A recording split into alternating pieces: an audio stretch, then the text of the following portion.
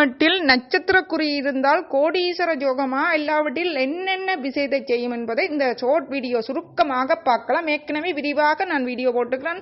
இந்த video short video இதில் இருக்கிற சப்ஸ்கிரைப் பண்ண கிளிக் பண்ணுங்கள், லைக் பண்ணுங்கள், கொமாண்டில் ஒரு கேள்வி எழுதி கேட்கலாம், பகிருங்கள், முழுமையாக பாருங்கள். அது மட்டும் இல்லாமல் இந்த வீடியோவில் இருக்கிற பிளே எண்ட் இருக்குல்ல, அதில் பக்கத்தில் இந்த ஃபுல் வீடியோ, அதாவது முழுமையான வீடியோட லிங்க் இருக்குது, அதில் டச் பண்ணிங்கனாலே உள்ளுக்குள்ளே போய் முழுமையான வீடியோ பார்க்கலாம்.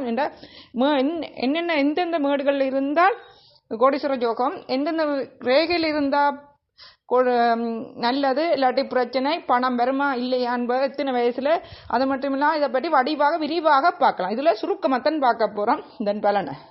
சரி, குறுமேட்டில் ஆள்காட்டி விரலுக்கு கீழே இந்த இடத்தில் இந்த நட்சத்திர குறி இருந்தால், குறுமேட்டில் நட்சத்திரம் இருந்தால் ஒருவர் தலைமை பண்பு, தலைமை வகிக்கக்கூடியவரான், தலைமை பண்புடையவரான், அதிகாரம், மரியாதை, ஆன்மீகத்தில் ஈடுபாடு இருக்கும், அனைவரிடம் அதிகாரம் செலுத்தக்கூடியவராகவும் இருப்பார்.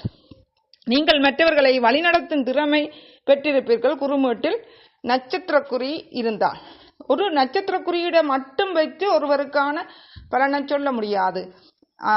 ஏனெனில் ஒரு நட்சத்திர குறியீடை மட்டும் வச்சு அந்த நட்சத்திர குறியீட பலனை மட்டும் அறிந்து கொள்ளாமலேய முழுமையான உங்கள் வாழ்க்கையில் நடக்கிற பலனை முழுமையாக அறிந்து நீங்கள் ஒரு தலைமை பண்புடையவராக இருப்பீர்கள்.